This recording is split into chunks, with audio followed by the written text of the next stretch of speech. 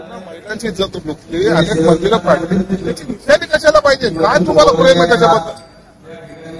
लादेनला अमेरिकेच्या महाराष्ट्रात कुठं टाकलं त्याला? समुद्रामध्ये टाकलं ना? कोणी त्याच्या कबरीबद्दल बोलतं?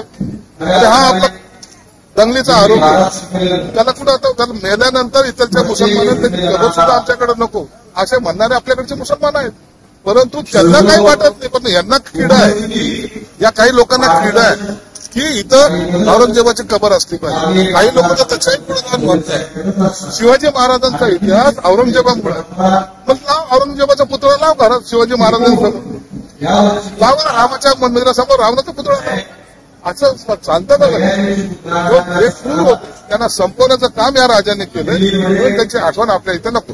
त्यामुळे कबर काढावी किंवा न काढावी हा अधिकार खरं तर सरकारकडे आहे. राज्य सरकार केंद्राकडे तसा काही प्रस्ताव देणार का की ही कबर काढली जावी? निश्चितच आम्ही सरकार म्हणून सुद्धा यामध्ये आग्रही आहोत. सरकारला सीएम मुख्यमंत्री साहेबांना सुद्धा आम्ही सांगितलं की ही कबर आपल्याला नकोय आणि कबर तातडीने काढली जावी, जेणेकरून जाती सलोखा जो काही दुरावा वाढत चाललाय तो वाढणार नाही.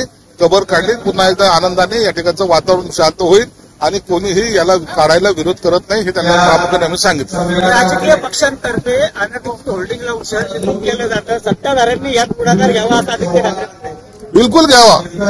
पहिली होल्डिंग जी आहे ना मातोश्री समोरची बांद्राच्या समोर लावते ना त्या ब्रिजला, ती काढण्यासाठी आदित्यने पुढाकार घ्यावा. आमचा त्याला पाठिंबा असेल. आणि महाराष्ट्रातीलच आम्ही हे सिरियसली सांगतोय, महाराष्ट्रामध्ये अनेक शहरामध्ये ज्या होल्डिंग लागतात त्या होल्डिंगमुळे शहर विद्रुप होत आहे हे आम्ही मान्य करतोय. म्हणून हायकोर्टाने वारंवार आदेश दिलेले, येथील अधिकाऱ्यांना सुद्धा सूचना आहे की असे कुणाच्याही कोणत्याही पार्टीचे असले तर ते होल्डिंग काढले गेले पाहिजे. अजित पवार किंवा जयंत पाटील हे एका पक्षामध्ये अनेक वर्ष काम केलेले लोक आहेत. काय करायचंय काय ठरवायचं एकमेकाची सर्व गोष्टी एकमेकाला माहीत असल्यामुळे आजची बैठक ही त्यांची महत्वपूर्ण बैठक आहे. किती जरी आपण नाकारलं तरी त्याच्यामध्ये राजकीय चर्चा झालेल्या आहेत. जयंत पाटील पक्षामध्ये अस्वस्थ आहेत हे सर्व महाराष्ट्राला माहिती.